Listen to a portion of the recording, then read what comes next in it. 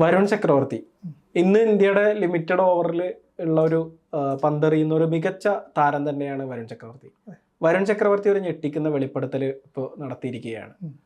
2021 T20 ലോകകപ്പിന് ശേഷം, അന്ന് IPL മികച്ച പ്രകടനത്തിന് നടത്തിയതിനു ശേഷം T20 ലോകകപ്പിനുള്ള ടീമിൽ ചക്രവർത്തി ഉൾപ്പെടുന്നു. എന്നാൽ ഒരു നല്ല രീതിയിലൊരു പെർഫോമൻസ് നടത്താൻ അദ്ദേഹത്തിന് കഴിയുന്നില്ല. ഒരു വിക്കറ്റ് പോലും ആ ടൂർണമെൻറ്റിൽ വീഴ്ത്താൻ സാധിച്ചില്ല. മാത്രമല്ല, പാകിസ്ഥാനെതിരെ വളരെ കുപ്രസിദ്ധമായ 10 വിക്കറ്റിൻ്റെ ഒരു പരാജയം ഇന്ത്യ നേടിയ മത്സരത്തിൽ വരുൺ ചക്രവർത്തി ഭാഗം കൂടിയാണ്.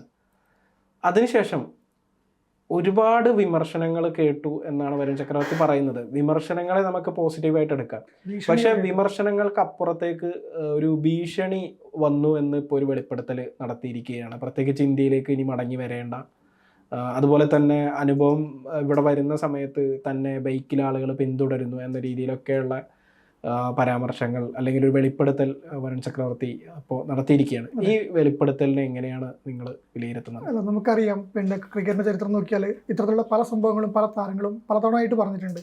ഇപ്പോൾ പറഞ്ഞ പോലെ തന്നെ പാകിസ്ഥാനെതിരെയുള്ള തോൽവി, ആ ടൂർണമെൻറ്റിൽ ഇന്ത്യ സെമി കാണാതെ പുറത്താവുന്നു. അപ്പം ഈ പാകിസ്ഥാനെതിരെ ഈ തോൽവി തന്നെയാണ് ഏറ്റവും വലിയൊരു പ്രശ്നമായിട്ട് വരുന്നത്. അപ്പം അതിലൊക്കെ വരുമ്പം ആ ഒരു വികാരം കാണിക്കുന്നത് പണ്ടും നമുക്ക് സൂപ്പർ താരങ്ങൾക്കെതിരെ പോലും വന്നിട്ടുണ്ട്. മറ്റു പല രാജ്യങ്ങളിലും താരങ്ങൾ ആക്രമിക്കുന്നതിലേക്ക് നയിച്ചിട്ടുണ്ട്. ഒരിക്കലും അംഗീകരിക്കാൻ പറ്റാത്ത അല്ലെങ്കിൽ ഒരിക്കലും സംഭവിക്കാൻ പാടില്ലാത്തൊരു പ്രവണതയാണിത്. പക്ഷേ ഇത് കാലങ്ങളായി സംഭവിക്കുന്നുണ്ട്.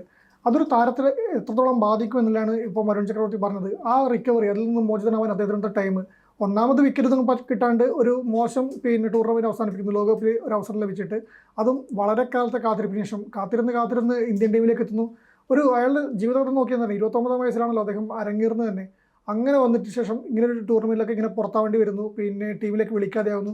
എനിക്കൊന്നൊരു മോശം റെക്കോർഡ് അദ്ദേഹത്തിന് വരുന്നുണ്ട്. 2 മത്സരങ്ങളുടെ ഗ്യാപ്പ് ദേശീയ ക്രിക്കറ്റിൽ വരുന്നതിൽ 7ാം സ്ഥാനത്തായിട്ടാണ്. അത്രയും വലിയ ആ ലോകകപ്പിലെ തോൽവിക്ക് ശേഷം അത് തിരിച്ചുവരവ്, അരങ്ങേറ്റത്തിനേക്കാൾ കാത്തിരിക്കേണ്ടി വന്നത് തിരിച്ചുവരവിന്, അങ്ങനെയൊക്കെ നേരിടേണ്ടി വരുന്നുണ്ട്. അപ്പം അതിൽ താരങ്ങൾ നേരിടേണ്ട പ്രശ്നങ്ങൾ ഈ പറഞ്ഞ പോലെ വീട്ടിലേക്ക് കാറിൽ പിന്തുടരുന്നു, വീട്ടിലേക്ക് കാലുകുത്താൻ അനുവദിക്കില്ല എന്ന് പറയുന്നു, വീട്ടിൽ ഒളിച്ചിരിക്കേണ്ടി വരുന്നു, വീട്ടിന് പുറത്തും പോയി ഒളിച്ചിരിക്കേണ്ട അവസ്ഥ വരുന്നു.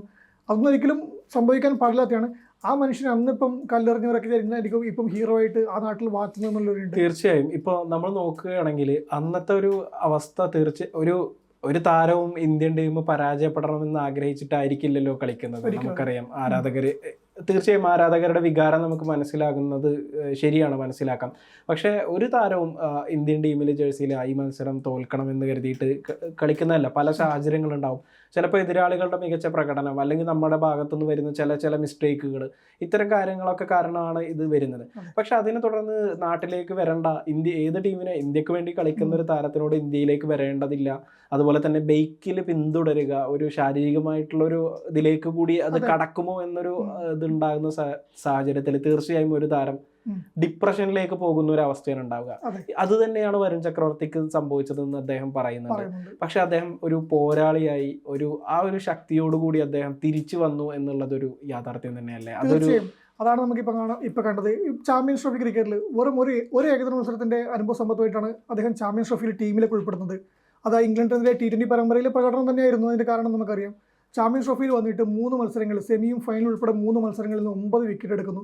ഇന്ത്യയുടെ ഒരു നിർണായക വിജയത്തിൽ ചാമ്പ്യനായിട്ട് തന്നെ പറയാം, ചാമ്പ്യന്മാരുടെ ചാമ്പ്യനായിട്ട് വരുൺ ചക്രവർത്തി മാറുന്നു. അദ്ദേഹത്തിൻ്റെ എന്തിനേറെ പറയുന്നു, നമുക്ക് ഓസ്ട്രേലിയയിൽ ഏറ്റവും കൂടുതൽ ഭയന്നിരുന്നത് ട്രാവിസ് ഹെഡിൻ്റെ ഇന്നിങ്സാണ്. പിന്നെ സെമിയിൽ വരുമ്പം ആ ട്രാവിസ് ഹെഡിന് വിക്കറ്റ് എടുത്തത് വരുൺ ചക്രവർത്തി ആയിരുന്നു. ആ ഒരു വിക്കറ്റ് മതി ചാമ്പ്യൻസ് ട്രോഫി ഇന്ത്യക്ക് നേടുന്നതിലേക്കുള്ള വരുൺ ചക്രവർത്തിയുടെ പങ്ക് നോക്കാൻ വേണ്ടിയിട്ട്. അപ്പം എന്നാൽ 2021 ഇങ്ങനെ ശാരീരികമായി ആക്രമിക്കപ്പെട്ടിരുന്നെങ്കിൽ ഈ ഒരു ചാമ്പ്യൻ, ഈ ഒരു കപ്പ് നമുക്ക് കിട്ടില്ലായിരുന്നു. അത് ഈ പറഞ്ഞ പോലെ ഈ വിമർശകർ, ആരാധകരെന്ന് പറയാൻ പറ്റില്ല, ഈ തീവ്രമായിട്ട് ചിന്തിക്കുന്ന കരുതേണ്ട ഒരു കാര്യമാണ്. അങ്ങനെ ഒരു ആക്രമിക്കേണ്ട രീതിയിലേക്ക് അങ്ങനെ പോകേണ്ട ഒരു ആവശ്യമില്ല. ഒരു ചാമ്പ്യൻ, ആ ചാമ്പ്യനെ ഈ 11 പേരായിട്ട് 2021 ലോകകപ്പ് കളിച്ചത്, ആ 11 രാജ്യത്തെ ഏറ്റവും മികച്ചൊരു ബോളറായിട്ട് തന്നെയാണല്ലോ അദ്ദേഹത്തെ ടീമിൽ ഉൾപ്പെടുത്തിയത് സെലക്ഷൻ കമ്മിറ്റി. നമ്മുടെ സെലക്ഷൻ കമ്മിറ്റിക്ക് അത്ര വലിയൊരു അബദ്ധമൊന്നും പറ്റുന്നു തോന്നില്ലല്ലോ, വെറുതെ കൊണ്ടുപോയതൊന്നുമില്ല ഈ താരങ്ങളെയൊന്നും. അപ്പോൾ പിന്നെ അവരെ കല്ലെറിഞ്ഞിട്ട് കാര്യം ഉണ്ടായിരുന്നില്ല. ഇപ്പം ഈ പറഞ്ഞ പോലെ വരുൺ ചക്രവർത്തി തിരിച്ചു വന്നെന്ന് പറഞ്ഞു. അദ്ദേഹം തിരിച്ചു വരുന്നത് യാതൊരു സംശയവുമില്ല. 29 വയസ്സിൽ ടീമിലെത്തിയത് മാത്രമല്ല, അദ്ദേഹത്തിൻ്റെ ജീവിതം നോക്കിയാൽ തന്നെ നമുക്ക് മനസ്സിലാക്കാൻ വേണ്ടി പറ്റുന്നത്. ഈ ക്രിക്കറ്റിനോട് സ്നേഹിച്ചിട്ട് അദ്ദേഹം കർണാടകയിലാണ് ജനിച്ചത്, തമിഴ്നാട്ടുകാരനാണല്ലോ വരുൺ ചക്രവർത്തി. ദിനേഷ് കാർത്തിക്കിന് പകരക്കാരനെ പിൻഗാമിയായിട്ട് ഇന്ത്യൻ ടീമിലേക്ക് ഒരു വിക്കറ്റ് കീപ്പറായി വരണമെന്ന് ആഗ്രഹിച്ചൊരു വ്യക്തിയായിരുന്നു ഈ വരുൺ ചക്രവർത്തി. വിക്കറ്റ് കീപ്പറുമാണ് സ്കൂൾ കാലഘട്ടത്തിൽ അദ്ദേഹം ശ്രദ്ധ കേന്ദ്രീകരിച്ചത്.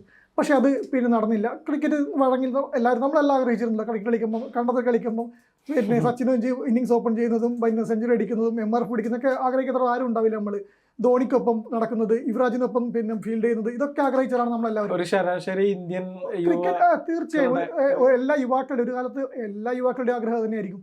ഈ 2000-കളിലും 1990-കളിലും ജനിച്ച ഒരുവിധ ആൾക്കാരെല്ലാം ആ രീതിയിലേക്ക് ചിന്തിച്ചവരും ബാറ്റ് പിടിച്ചൊരു MRFിൻ്റെ ബാറ്റ് മട്ടലിനെ തിരിച്ചു പിടിക്കാത്ത ആൾക്കാരുണ്ടാവും എനിക്ക് തോന്നുന്നില്ല. അപ്പം അങ്ങനെയായിരുന്നു ചക്രവർത്തി ഉണ്ടായിരുന്നത്. പക്ഷേ അദ്ദേഹത്തിന് അത് പിന്നെ മനസ്സിലായി, നമുക്കൊക്കെ ഒരു ഘട്ടത്തിൽ മനസ്സിലായി നമുക്ക് കിടക്കുന്ന പണിയല്ല, നമുക്ക് കളിക്കാൻ വേണ്ടി എവിടെ എത്താൻ വേണ്ടി പോകുന്നില്ല മനസ്സിലായി.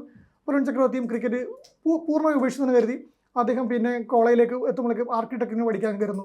അവിടെ എത്തിക്കഴിഞ്ഞു. പക്ഷേ മനസ്സിൽ ഒരാഗ്രഹം, ഈ പറഞ്ഞ പോലെ ആഗ്രഹം അവിടെ ഉണ്ടെങ്കിൽ അത് നേടിയെടുക്കാനുള്ളൊരു ത്വരയുണ്ടെങ്കിൽ അത് എങ്ങനെ വിട്ടുപോകില്ല. അദ്ദേഹം വീണ്ടും ക്രിക്കറ്റിലേക്ക് ഇറങ്ങുവാണ്. ക്രിക്കറ്റിലേക്ക് ഇറങ്ങിയിട്ട് അന്ന് ഫാസ്റ്റ് ബോളറായിരുന്നു അദ്ദേഹം. പിന്നെ ആർക്കിടെക്റ്റായിട്ട് ജോലി കിട്ടുന്ന സമയത്തും ഈ ഫാസ്റ്റ് ബോളിംഗ് ചെയ്തിട്ട് അവധി ദിവസങ്ങളും മറ്റുമായിട്ട് മൈതാനങ്ങളിൽ പോയി ലീവ് എടുത്തും പിന്നെ ഫാസ്റ്റ് ബോളിങ്ങിലേക്ക് ഇതാക്കി അദ്ദേഹം കളിച്ചു വന്നു. ആ സമയത്താണ് അദ്ദേഹത്തിൻ്റെ ജീവിത പങ്കാളി നേഹയെ പരിചയപ്പെടുന്നത്. അപ്പം പിന്നെ അയാൾക്ക് മനസ്സിലായി എനിക്ക് കളി തന്നെയാണ്, വേറൊന്നും ഇറങ്ങില്ല, മറ്റു ഫീൽഡിലൊന്നും എനിക്ക് ഇറങ്ങില്ല, അപ്പം കളിക്ക് വേണ്ടി തന്നെ ജീവിതം മാറ്റിവെക്കാൻ വിചാരിച്ചു. അപ്പം നേഹ അതിന് പിന്തുണ നൽകി. അപ്പം വരുമാനം നമ്മൾ പല താരങ്ങൾ, സിനിമാ താരങ്ങളുടെയും ക്രിക്കറ്റ് താരങ്ങളൊക്കെ പറയുന്ന പോലെ ഇങ്ങനെ മാറിപ്പോയാൽ വീട്ടിലൊന്നും ഇല്ലെങ്കിൽ അവരും പോക്കാണല്ലോ. അപ്പോൾ എന്താവുന്നത്, ഇപ്പോൾ നേഹയുടെ സപ്പോർട്ടായിരുന്നു അതിൽ വന്നത്. എന്തോ വരുന്നത് വരട്ടെ, ഇത് ഇഷ്ടമുള്ളത് ചെയ്യുമെന്ന് പറഞ്ഞു. അദ്ദേഹം വീണ്ടും ബോൾ എടുത്തിട്ട് പിന്നെ ക്രിക്കറ്റിലേക്ക് തന്നെ പോയി. അപ്പം ഫാസ്റ്റ് ബോളറായിരുന്നു, നമ്മൾ മീഡിയം പേസ് ബോളറായിരുന്നു. മീഡിയം പേസ് ബോളിൽ തിളങ്ങാൻ പറ്റില്ല ഒന്നുമില്ല, തിളങ്ങിക്കൊണ്ടിരിക്കുന്ന സമയത്ത് ഒരു പരിക്ക് വരുന്നു. ആഭ്യന്തര ടൂർണമെൻറ്റുകൾ മാത്രമായിരുന്നു. അപ്പോൾ ഒരു പരിക്ക് വെച്ചിട്ട് ഒരു വർഷത്തോളം കളിക്കാൻ പറ്റുന്നുണ്ടായി പോയി. അവിടെ തീർന്നെന്ന് കരുതി വീണ്ടും. പക്ഷേ ആ ആഗ്രഹം വീണ്ടും അടങ്ങുന്നില്ല. അദ്ദേഹം വീണ്ടും വരുന്നു. പരിക്ക് പറ്റി പോയാളാണല്ലോ. അപ്പോൾ തിരിച്ചു വന്നത് ഒരു സ്പിൻ ബോളറായിട്ടാണ്. വിക്കറ്റ് കീപ്പിംഗ് പോയി, പേസ് ബോളിംഗ് പോയി, സ്പിന്നറായിട്ട് വന്നു. ഗൂഗിളിയും പിന്നെ മറ്റു ടേണുകളെ നോക്കിയിട്ട് പല ബോളിങ്ങൾ പരീക്ഷിച്ചു. അത് ക്ലിക്കായിപ്പോയി എന്ന് പറഞ്ഞാൽ നന്നായിട്ട് പന്തെറിയാൻ വേണ്ടി പറ്റി. അപ്പം അദ്ദേഹത്തിന് വീണ്ടും കുറച്ചുകൂടി അവസരം കിട്ടി. അങ്ങനെ 2018 ആകുമ്പോഴേക്ക് ഇദ്ദേഹം ഈ സമയത്താകുമ്പോഴേക്ക് പിന്നെ IPLലേക്ക് അതിപ്രസരം നമുക്കറിയാം. അപ്പോൾ IPL ഈ കൊൽക്കത്ത നൈറ്റ് റൈഡേഴ്സ് ചെന്നൈയിൽ ഒരു ക്യാമ്പ് സംഘടിപ്പിക്കുമ്പം നെറ്റ്സിൽ പന്തെറിയാൻ വേണ്ടിയിട്ട് ഒരു കോൾ കണ്ടു. അവിടത്തേക്ക് ഇയാൾ പോവുകയാണ്. അവിടെ അദ്ദേഹം പന്തെറിയുന്നത് ദിനേശ് കാർത്തിക് തന്നെയാണ് വീണ്ടും പന്തെറിയുന്നത്. നേരത്തെ പറഞ്ഞ് ആഗ്രഹിച്ച ദിനേശ് കാർത്തികിനെ കാണുന്നത്. ദിനേശ് കാർത്തികിനെ പന്തെറിഞ്ഞപ്പോൾ ദിനേശ് കാർത്തികിനൊക്കെ പന്ത് കളിക്കാൻ ബുദ്ധിമുട്ടായി. കുത്തിത്തിരിയുന്ന പന്തുകൾ ഒരേ ആക്ഷനിൽ പല മിസ്റ്ററി സ്പിന്നർ നമുക്കറിയാം. ഒരേ ആക്ഷനിൽ പല ദിശകളിലേക്ക് പന്ത് പോകുന്നു, പല ബോളുകൾ വരുന്നു, റീഡ് ചെയ്യാൻ വേണ്ടി പറ്റുന്നില്ല. ദിനേശ് കാർത്തിക് പോലത്തെ ഒരു യുവതാരം എന്ന് പറയുമ്പോൾ നമുക്കറിയാം അപ്പോഴത്തെ ഈ ഒരുപക്ഷെ നല്ല പ്രായമുള്ള താരമായിട്ട് മാറിയിട്ടുണ്ട്. അതായത് പുതുമുഖതാരമായിട്ട് ഇങ്ങനെ ഒരു ആഭ്യന്തര ക്രിക്കറ്റിൽ ഇങ്ങനെ ഒരു നെറ്റ്സിൽ ഒരു പന്തെറിയുന്ന ഒരാൾ പന്ത് റീഡ് ചെയ്യാൻ പറ്റുന്നില്ല, കളിക്കാൻ ബുദ്ധിമുട്ട്.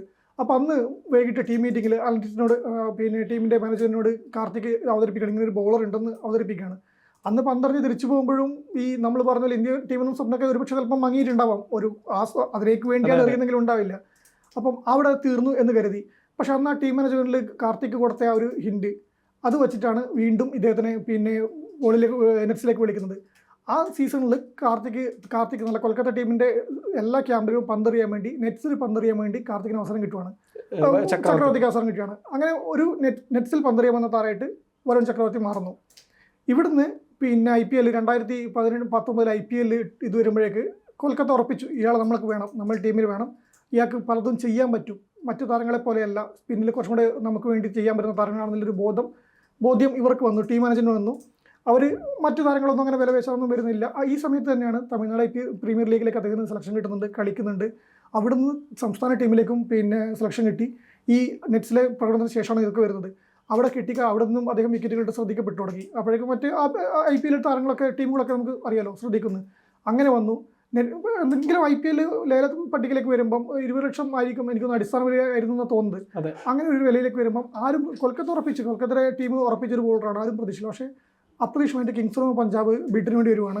അവർ വാശിക്ക് വിളിക്കുവാണ്. 8.5 കോടി 8.25 കോടിയേറ്റം ഇദ്ദേഹത്തിനെ വിളിച്ചെടുക്കുന്നു.